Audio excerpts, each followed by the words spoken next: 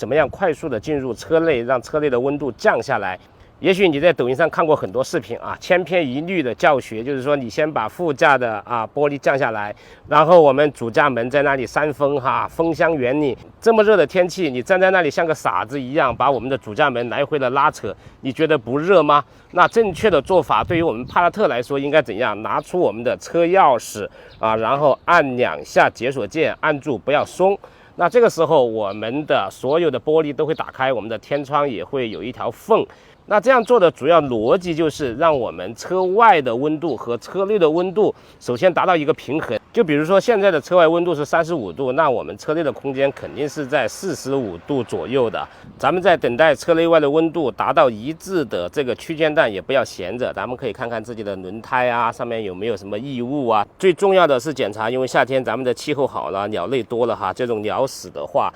应该是在开车前尽快把它给清除掉，否则的话6个小时以后，咱们的车身上就会留下一个印记它是在清漆表层里面的你抛光的话也没办法了。等待2-3分钟以后你可以把手臂伸到车内，如果说车内的温度和车外的温度相差不是很大的话，这个时候我们就可以上车启动空调了。我们启动车子然后我们打开自动空调，这个时候我们只需要把温度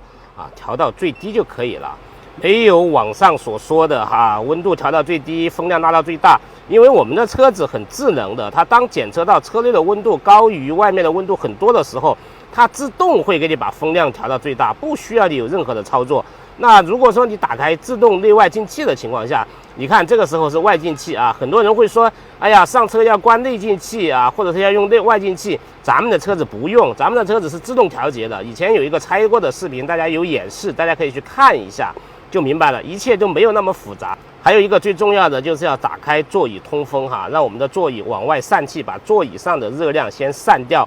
那这样子我们车子的内部温度会非常快的降下来，没有其他车的那么复杂因为有些车子它是没有自动内外进气的，咱们的车子有所以说它会自动关闭外进气，让内循环降温更快。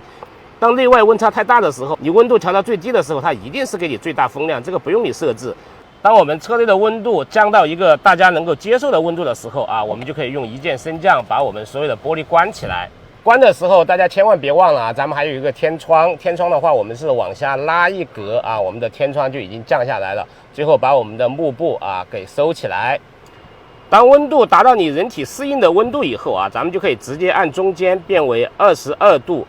自动空调的情况下，我变成了22度，我们的风量依旧没有减弱，这说明我们室内的温度和我们所需要的22度的温度还是有很大的相差。当这种相差降低到很低的时候，我们的风量自动会减少，一切都不用自己操心。